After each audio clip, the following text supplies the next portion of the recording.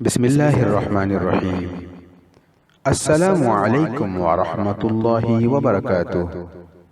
دارالکتاب و سنہ کی جانب سے پیش ہے داستان عبرت۔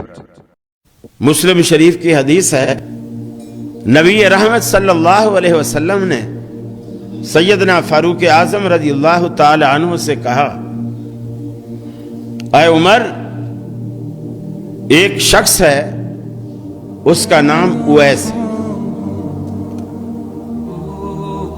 اور وہ قرنی ہے، اس کے کمر پر اس کی برس کا ایک داغ ہے، پہلے بڑا تھا، اب وہ تقریباً کم ہوتے ہوتے 1 درہم جتنا رہ گیا ہے، اب وہ موجود ہے، یعنی میرے وقت میں وہ موجود ہے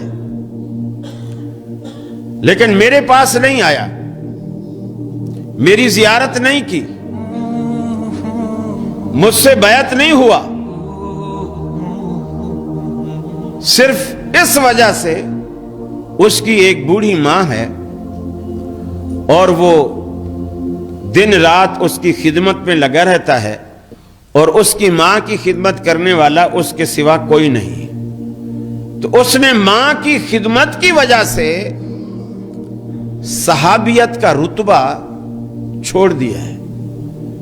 اگر میرے پاس آتا، میری زیارت کرتا، چونکہ وہ صاحب ایمان ہے، مجھ سے ملاقات کرتا، صحابیت کا رتبہ پاتا، لیکن بوڑھی ماں کی وجہ سے اس نے صحابیت کا رتبہ چھوڑ دیا۔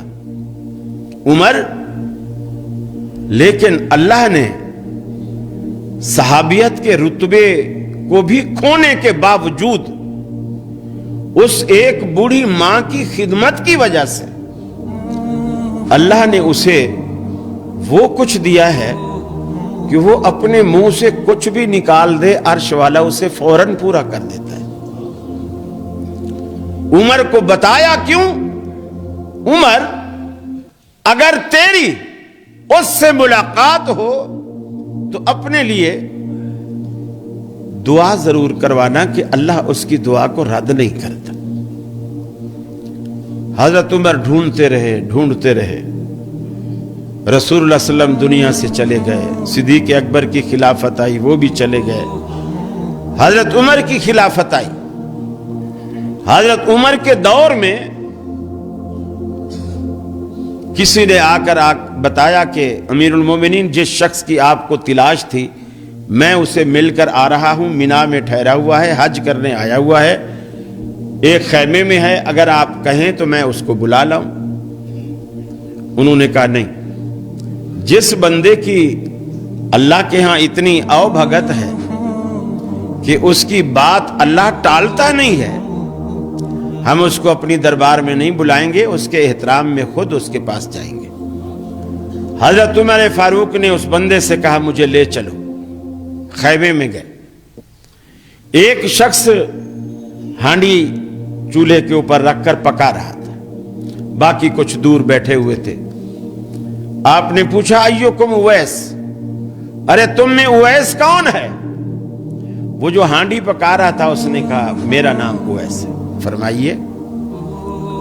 سیدنا فاروق اعظم نے اپنا تعارف کروایا اور کہا کہ میرے لیے دعا کرو۔ انہوں نے کہا، میں آپ کے لیے دعا کروں؟ آپ صحابی رسول، خلیفۃ المسلمین، امیر المومنین، میں آپ کے لیے میں دعا کروں؟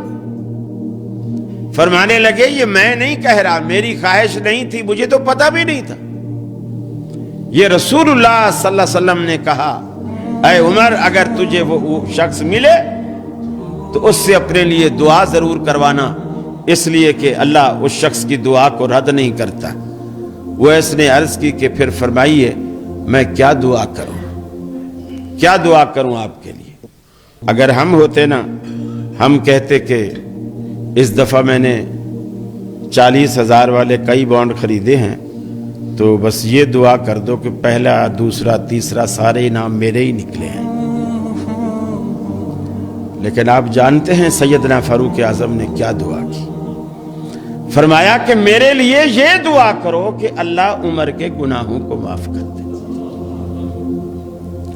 حالانکہ جس کے دامن میں کوئی جھول نہیں، کوئی داغ نہیں، یہ محض اللہ کے ڈر کی وجہ سے